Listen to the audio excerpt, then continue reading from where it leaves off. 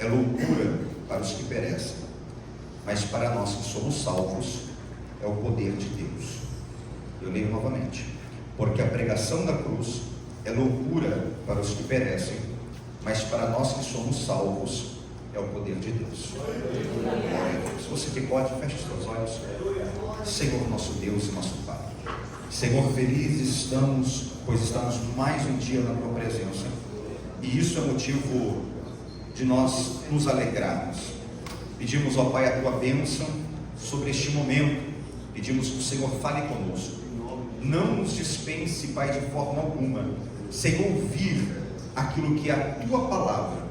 Meu Deus, nós te pedimos no nome de Jesus, repreendemos, ó Pai, toda distração que o inimigo das nossas almas tentar colocar no meio, e pedimos mais uma vez, fale conosco e nos dispense deste ambiente, Pai, debaixo de uma palavra para o mês de fevereiro, em nome de Jesus, amém. Pode tomar o teu assento, queridos. Quantos estão felizes com o Senhor? Diga glória a Deus. Glória a Deus.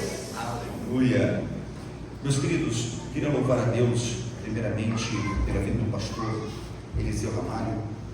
Pastor, que Deus abençoe. Para mim é uma honra estar aqui. Obrigado pela confiabilidade com o obreiro. Já com o David, um amigo, Deus continue abençoando. Foi da nossa cidade.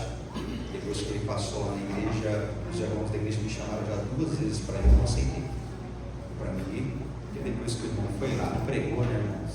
Aí não dá para a gente ir no caminho, então a gente não vai conseguir nada. Mas que Deus abençoe. Eu fico muito feliz de ter amizade com o Diácono David, da sua esposa.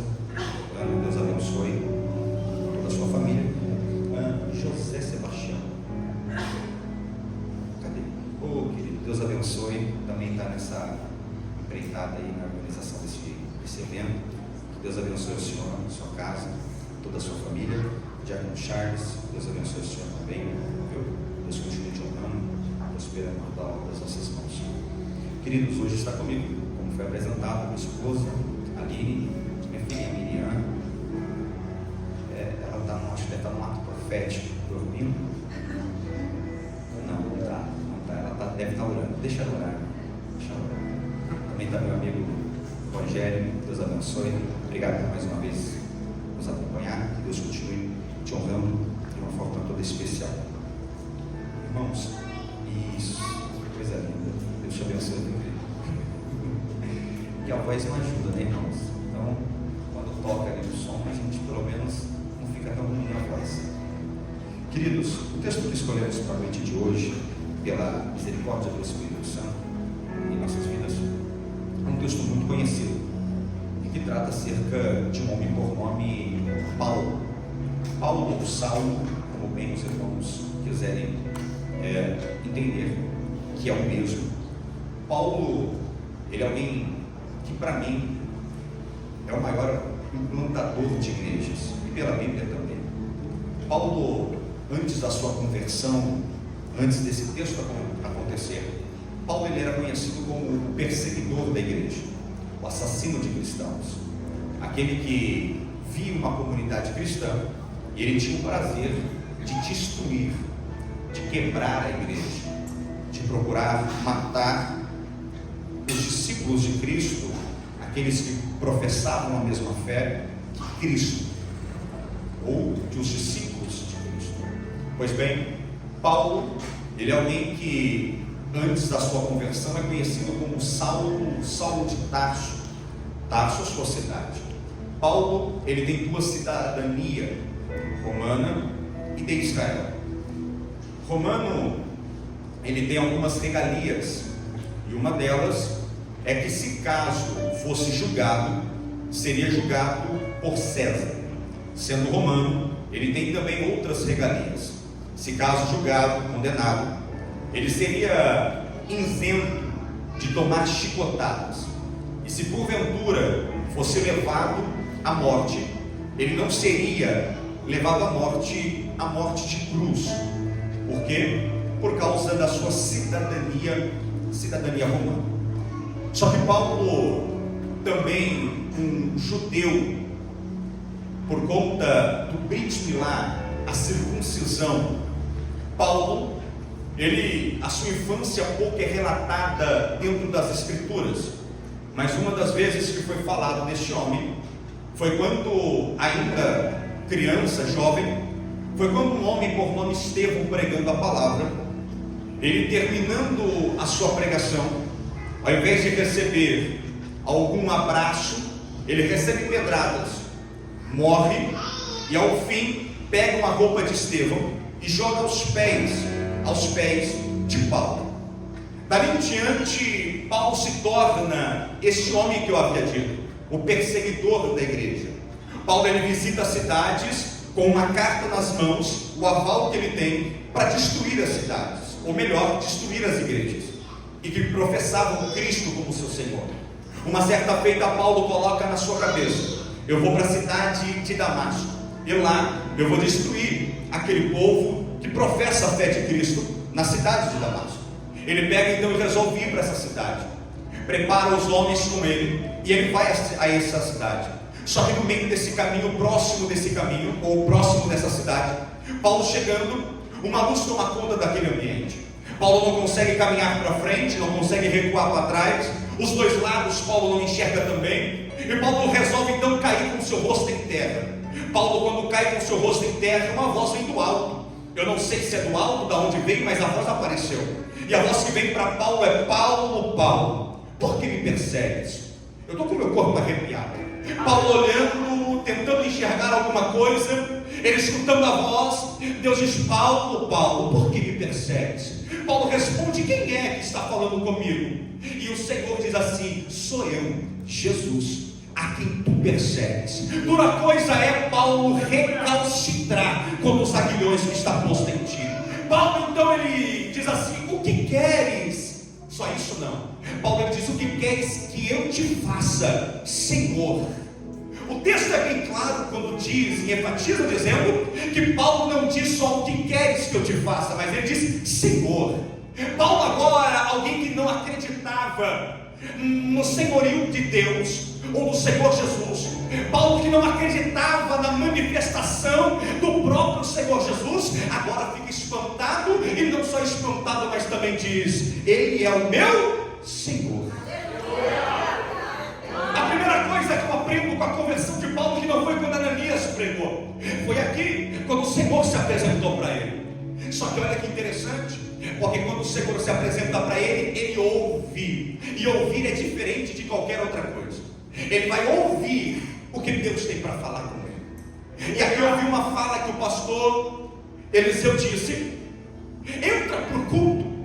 E isso aqui eu me apego muito com essa frase, porque tem gente que chega na igreja, mas não consegue chegar no culto. Moisés, você mexeu com a minha cabeça, eu não entendi. Pois bem, vamos lá. Chegar na igreja é muito fácil. Lá na cidade de Ubatuba, esses dias entrou na nossa igreja um cachorro. Até um cachorro consegue chegar na igreja. O que ele não consegue é entrar em algumas atmosferas como nós entramos aqui dentro. E o que é essa atmosfera, pregador? É o culto. Porque tem gente que está do seu lado e até agora não sentiu nem sequer um arrepio. Tem gente que está do seu lado e nem sequer derramou uma lágrima. O que é isso? É que ele só conseguiu chegar na igreja.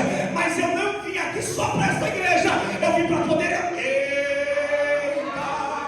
Eu já estou com o meu corpo arrepiado. Eu vou profetizar para alguém que acredita. Este ambiente será tomado pela glória de Deus. Este mês de fevereiro será o mês de fevereiro que nós vamos aprender que isso aqui não é um ambiente normal. Isso aqui é local de prestar culto ao Senhor. Ai, como um dia grande, orevaraço e me cantarás. O culto.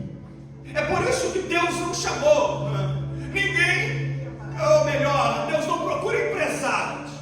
Ele não procura gente que tem muito dinheiro. Não é essa a procura de Deus. Ele também não procura quem tem classe baixa ou quem tem classe média. Não, o que é que ele procura? Quem é verdadeiro.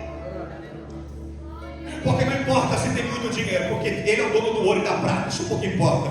Não importa se tem pouco dinheiro. Já disse, ele é o dono do ouro e da prata. O que importa é se tem um coração voltado para Deus. E o que é isso? O termo melhor para falar sobre isso é kavaná, intenção do coração. Não importa se eu tenho dinheiro, mas se a minha intenção é ruim. Não importa se eu dou 10 mil de oferta, se a minha intenção do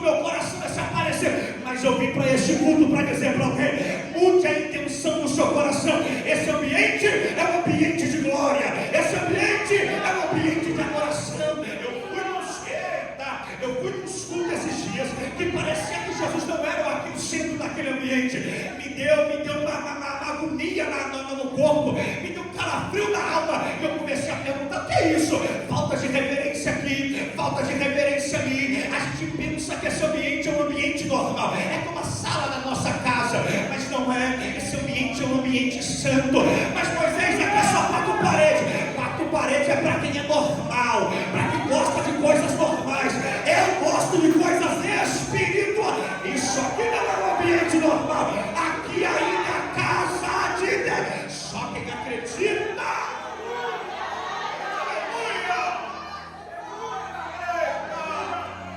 O ambiente normal é para eles, para a gente não. Só que ainda é a casa de Deus.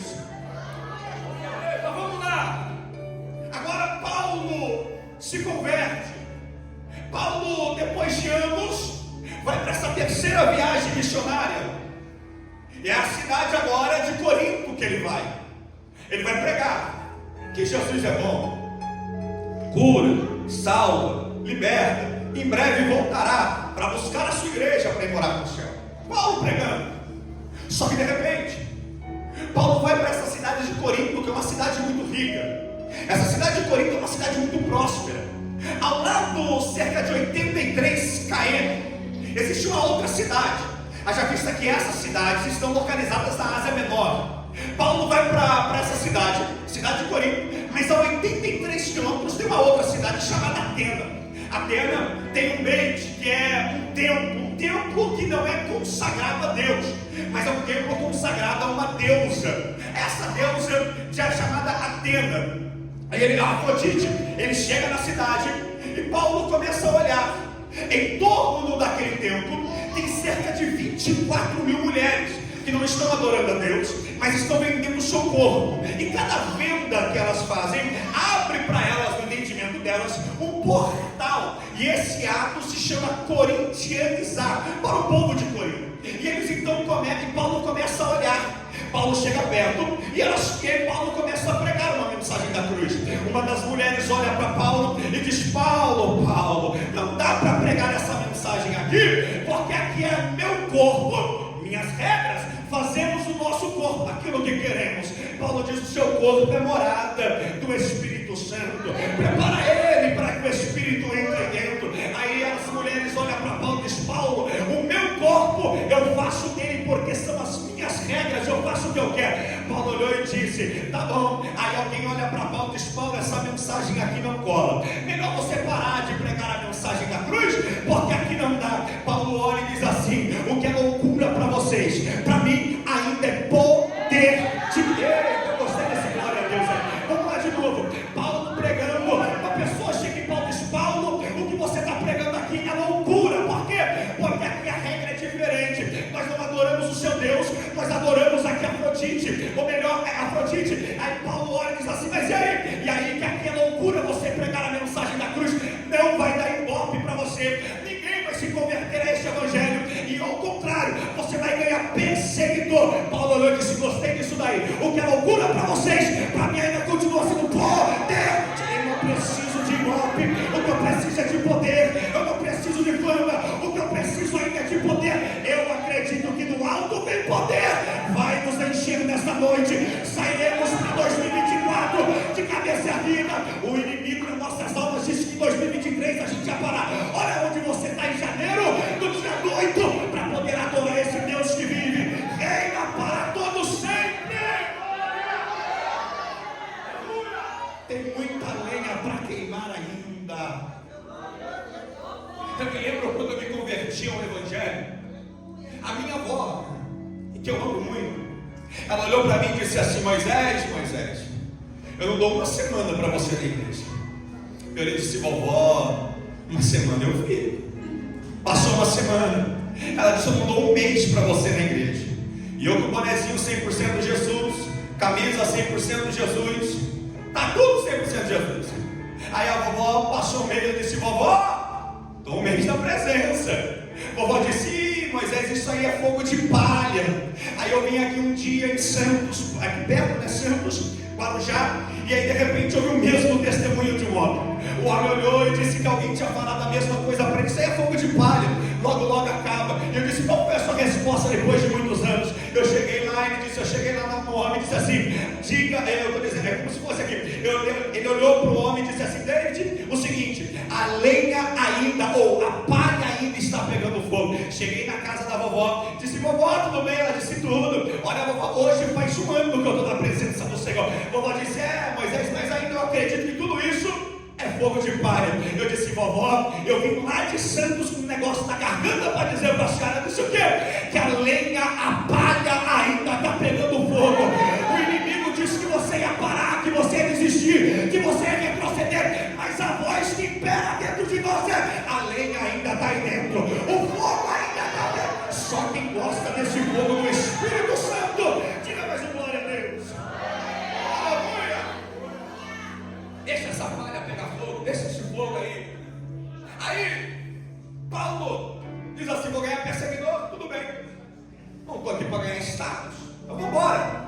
E Paulo prega. Só que algumas pessoas vão chegar em Paulo. Ele vai dizer, Paulo, não vai ter que matar você. Não está dando certo não, rapaz. Não está dando certo. Paulo olhou, tá, vocês podem me matar, mas parar de pregar uma palavra. Eu aprendo uma coisa aqui, irmão. Deus gosta de trabalhar com gente focada. Gente desfocada não dá. Eu tenho déficit de atenção. Alguém sabe o que é isso? Diga misericórdia. Eu digo misericórdia também junto com vocês. É horrível. Qualquer coisa tira a sua atenção. Tem hora que eu estou falando com a minha esposa, ela está falando comigo, daqui a pouco ela está falando sozinha. Você ouviu? Eu não ouvi nada. Fala de novo. E ela fica daquele jeito que as irmãs sabem. Brava. É déficit de atenção. Uma coisa chamou sua atenção. Só que não é isso que Deus, não é por conta do déficit de atenção que Deus não trabalha na minha vida. A falta de atenção que eu estou dizendo é de comprometimento. Paulo, quando recebe afronta, ele tem a oportunidade, vou me desviar para esse caminho. Só que ele olha e diz, pode bater, que é quem ovo, quanto mais bate, mais cresce. Pode bater. E Paulo está pregando, Jesus cura, Jesus salva, Jesus libera. Em breve ele voltará para buscar a sua igreja. Então vamos lá. Deus gosta de trabalhar com gente focada. Moisés, Israel vindo atrás, Faraó e o Egito todo vindo atrás para matá-lo. Mar na frente, montanha dos lados. Acabou. Aí quando acaba aqui, recursos terrenos, olha para o céu. Ele olha e diz assim, Senhor, mar na frente, a situação é essa. Deus olhou e disse, faz o seguinte, marcha você e diga para o povo de Israel também marchar. Toca nas águas que eu já estou abrindo o mar para vocês. Josafá, um exército, não, 3 exércitos vindo para atacar. Josafá parado, olha, sente medo, o pelo do corpo arrepia. Josafá sente medo, é Bíblia. Josafá sente medo, ele pergunta quantos são numerosos, são muito numerosos. Tem armamento deles, são muito grandes. E aí? Senti medo. Vou fazer o seguinte, antes da gente correr, abandonar a cidade, qualquer outra coisa, primeiro eu vou orar. Josafá ora, porque ele é alguém focado. E olha só que gente focada é Josafá.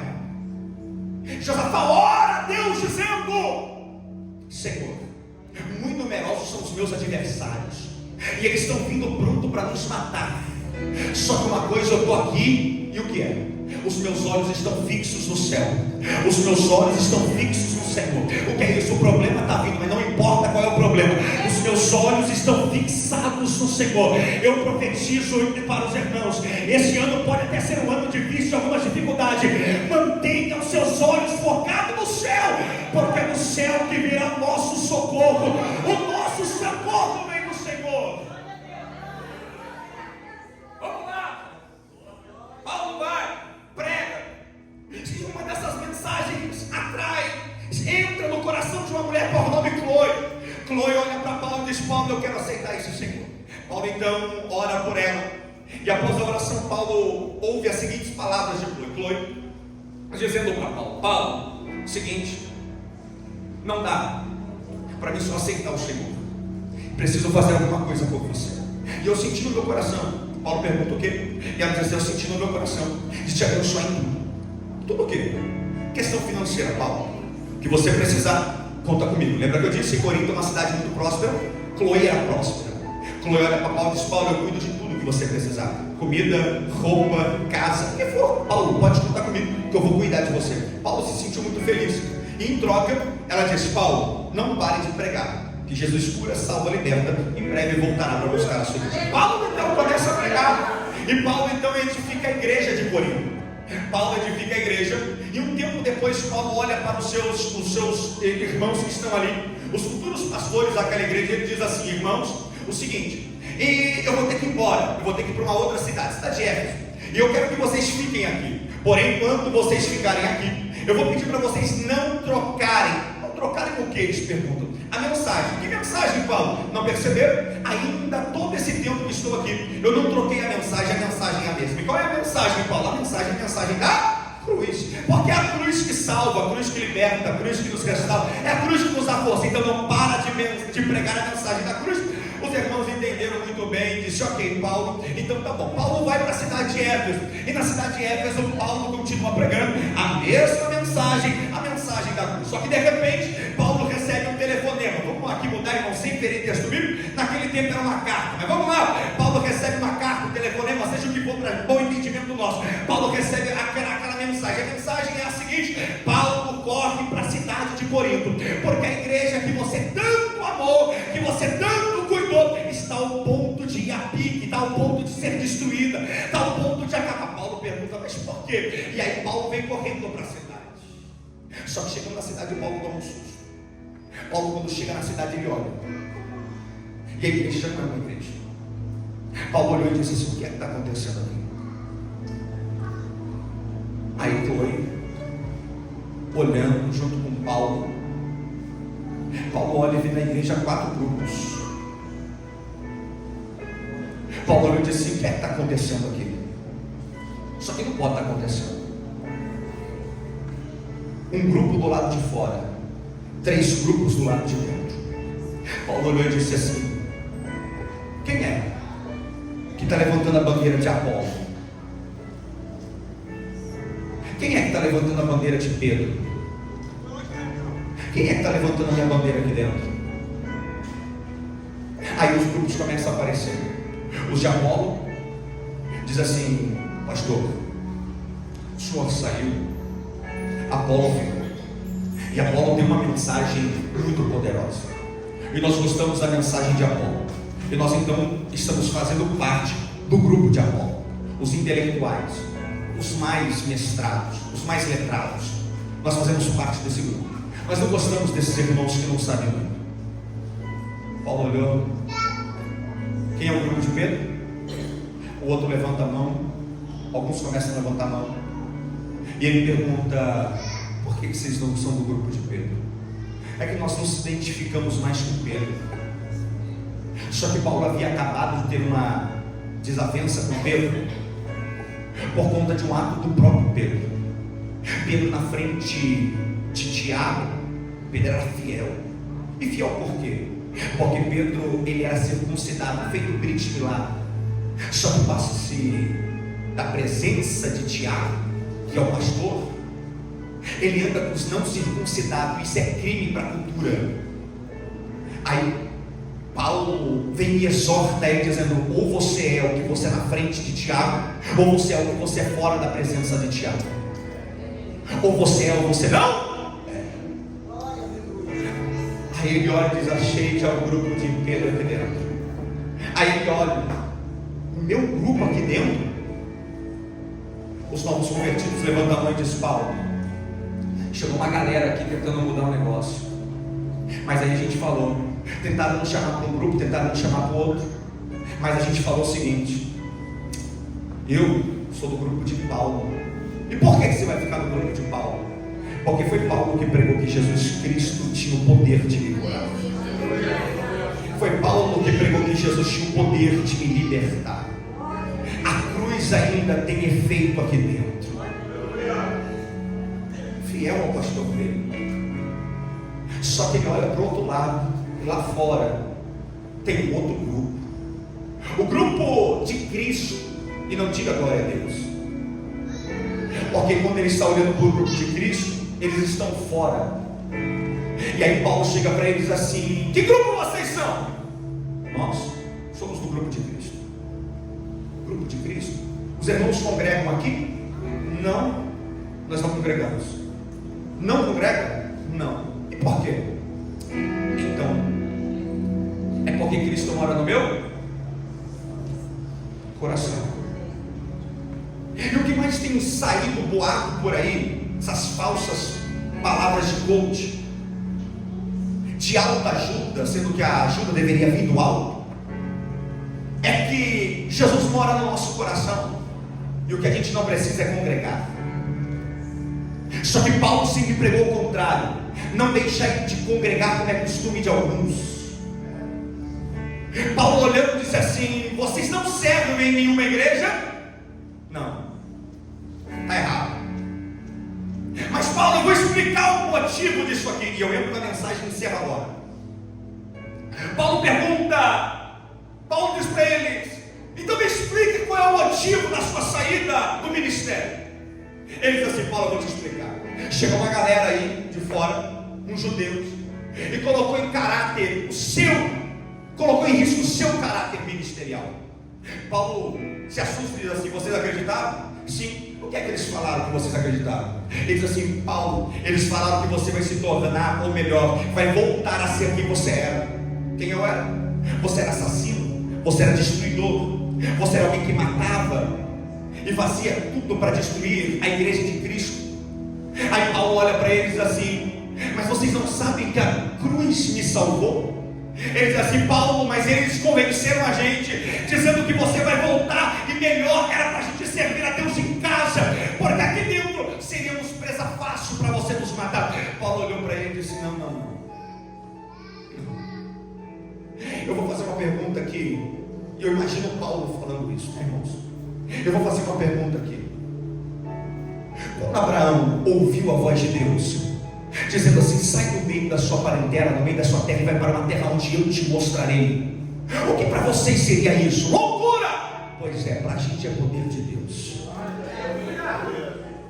Se vocês ouvissem uma voz saindo do meio da sarça, Deus Senhor para Moisés: tire a sandália dos seus pés, porque a terra que você pisa é terra santa. O que é que vocês falam? Loucura.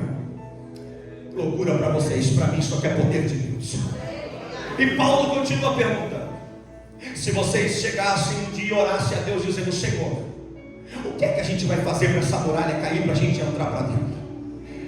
Deus olha e diz assim: faz o seguinte, dá a volta em torno da muralha.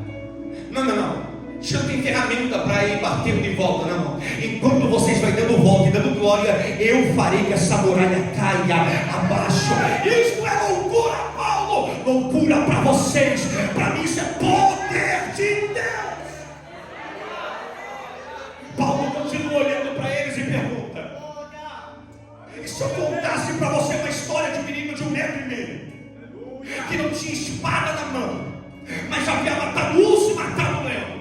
E se eu contasse uma história para vocês de um menino de 1,5 metros matando um gigante de 3 metros debaixo de pedrada, o que é que vocês falariam? Eu falaria que isso é loucura, Paulo. Pois é, loucura para vocês que já deixou de entender o mistério de Deus há muito tempo, mas eu acredito ainda. Eu digo: é poder de Deus, poder de Deus, mão levantada para o céu, porque a mensagem da cruz para muitos aí fora se tornou escândalo, se tornou loucura, se tornou qualquer coisa, mas nós que somos salvos ainda guardamos a mensagem da cruz, tá?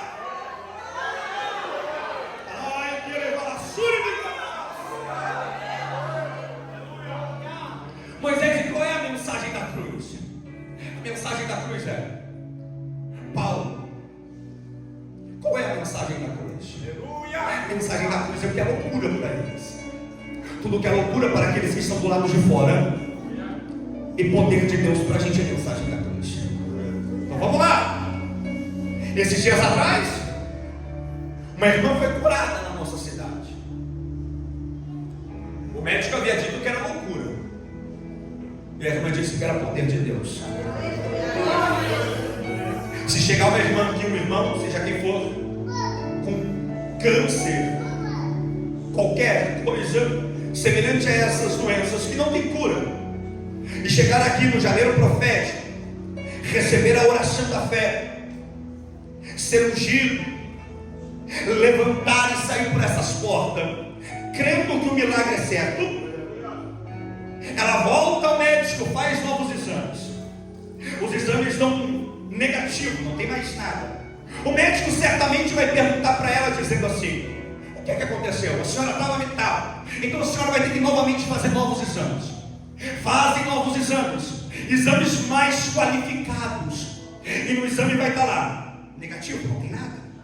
O médico certamente vai dizer para ela: é loucura, não dá para a gente acreditar nisso. Ela vai dizer assim: loucura para o senhor, doutor, que estudou muito tempo, mas eu fui lá numa igreja, eu recebi a oração da fé, eu fui ungido pelo homem de Deus, eu estou curada, pois isso é poder de Deus. O que é loucura para eles, para a gente ainda é poder de Deus. Poder de Deus, poder de Deus. Eu estou debaixo do poder de Deus para dizer para alguém: 2024 será um ano de vitória, será um ano de bênção, será um ano de restauração. Eu já estou vendo gente chorando, eu já estou vendo gente tendo a certeza: vai ter milagre na sua casa.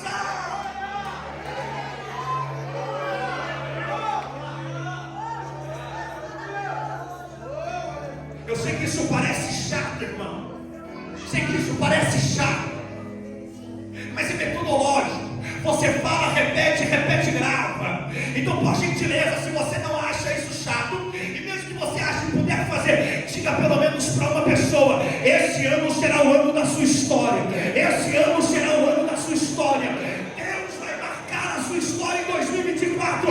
Quem te viu arrastando, quem te viu caído, quem te viu prostrado em 2023, não sabia o que estava reservado para você em 2024. Quem pisou em você em 2023 não sabia o que Deus iria fazer em 2024. Deus vai prosperar nas obras das suas mãos. Deus vai mudar o quadro da sua vida. O nome dele será exaltado. Glória a Deus, porque a mensagem da cruz ainda tem poder.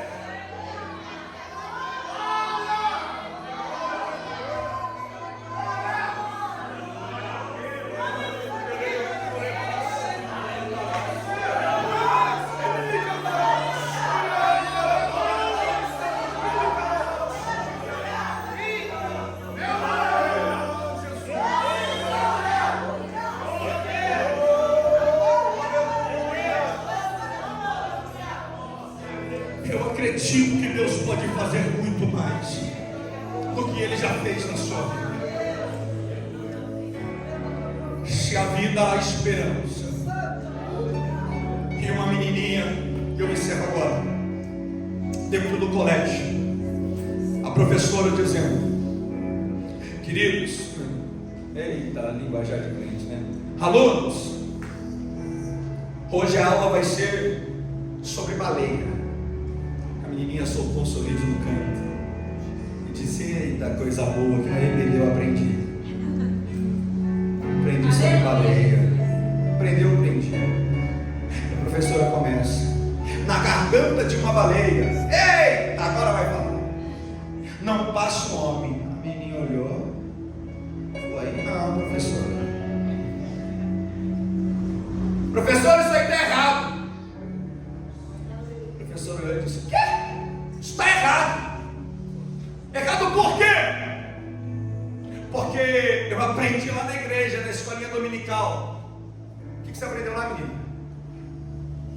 É que Jonas foi engolido por uma baleia. Aleluia. Nossa igreja te ensinaram errado, porque não entra, não passa. Não passa. Passa. Não passa. Irmão, esse papinho é furado que disseram aí fora, viu? Que tirar doce de criança é fácil. Tenta tirar da minha filha, eu te dou 10 reais, vai lá. Ela grita, esperneia, bate o pé, faz de tudo, mas o doce dela não tira. Tenta convencer uma criança. Tem que ter muito argumento. E a criança dizendo: eu aprendi. Jonas estava dentro da barriga da baleia. Aí a professora soltou: isto é loucura. É, professora, loucura para a senhora. Para mim isso é poder de Deus. Aí a professora disse para ela: bom, fazer o seguinte, a menina disse, para a gente não discutir, professor, quando eu chegar no céu, eu vou perguntar para ele se ele foi ou não foi engolido por uma baleia. A professora olhou e disse: então tá bom, fechado. E se ele for para o inferno? A menininha soltou um sorriso. Eu gostei dessa menina, assembleiana até o tutano. Ela disse assim: a senhora fica com medo então de perguntar para ele quando a senhora chegar lá. Uma coisa eu sei, eu sou cheio do poder de Deus. O meu destino é o céu, pois nós somos salvos em Cristo Jesus. Só quem é salvo levanta as mãos, diga glória a Deus, pois somos salvos em Cristo Jesus. Nenhuma condenação há para aqueles que estão em Cristo Jesus. Aleluia! Uma coisa eu aprendi, eu ensino a minha vida: nada pode tirar aquilo que Deus ensinou no seu coração. Através da voz do seu pastor, através da voz do seu líder, através daquele que está com você lado a lado, com o pensamento ligado aos céus. Porque uma certeza nós temos, irmãos. Uma certeza nós temos: Cristo em breve voltará. Hoje foi o povo da torre de vigília na porta da minha casa e eles falaram sobre isso. Eu fiquei com o pensamento em falar algumas coisas, mas aí quando ele disse que vai na porta da minha casa outro dia para a gente sentar e entrar para dentro de casa e conversar, eu estoquei. Ele disse que os céus vai ser ali na terra. Eu disse, só fiz uma pergunta para ele: por que Jesus disse: eu vou para o Pai, vou preparar a morada, quando eu vier buscar, vou levar vocês para mim mesmo? Sim. E tentou explicar, não conseguiu. Ele disse que Jesus estava falando só para os discípulos. Eu perguntei: então Deus faz acepção de pessoas? Ele disse não. Eu falei: então essa palavra também é para mim. Em breve Jesus vai voltar. Irmão, oxalá que fosse hoje, ele voltasse e nos levasse. Mas se não for hoje, não tem problema. Nós vamos se manter firmes e constantes, sabendo que todo o nosso trabalho na casa do Senhor, fora daqui, em outro ambiente, tem uma recompensa vinda da parte de Deus. Não seja fiel para o seu pastor, não seja fiel para alguém que está do seu lado, seja fiel a Deus, porque em todo o tempo Ele permanece fiel a você. Escute bem: Deus tem uma recompensa guardada para você em fevereiro. Você acredita nisso? Diga glória a Deus. Que Deus te abençoe muito, que não me falte o óleo sobre a sua cabeça. Aleluia. Irmãos, vocês não podem ficar de pé, fiquem de pé comigo, por gentileza.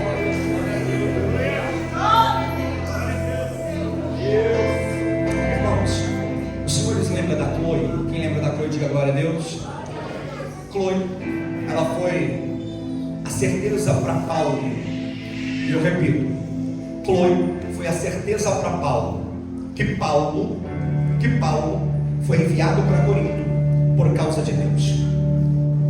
E qual é a pergunta, Moisés, que não quer calar?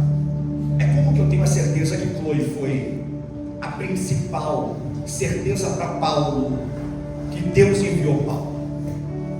É porque tem uma falácia aí fora, irmãos, que dizem assim: se está difícil é porque Deus está com o negócio. Isso aí não é verdade.